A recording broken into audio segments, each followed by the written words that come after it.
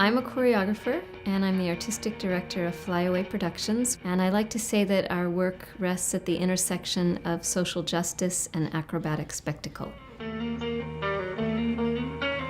My signature, I would say, is that we work with steel objects that we either fabricate or they are fabricated already.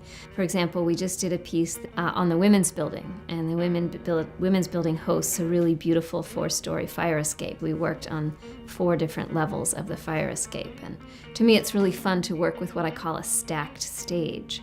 The dancers are working in a way that they can't necessarily see each other, but the audience can take them in a column of dancing.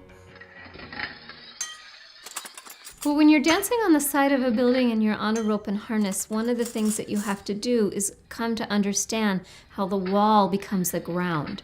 So you have to work to change your perspective 90 degrees.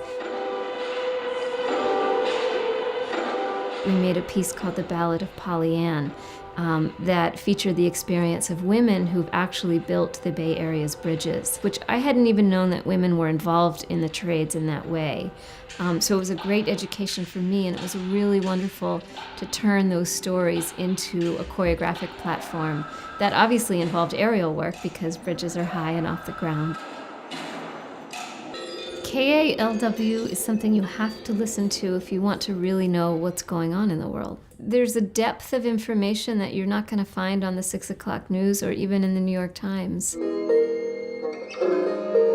KALW really values artistic voices, and that's evidenced by the interviews that you hear of artists. It really expands word of mouth to a whole new level. My name is Kreiter, and I listen to KALW because it's my source for news that's not on the television and music that's not otherwise on the radio.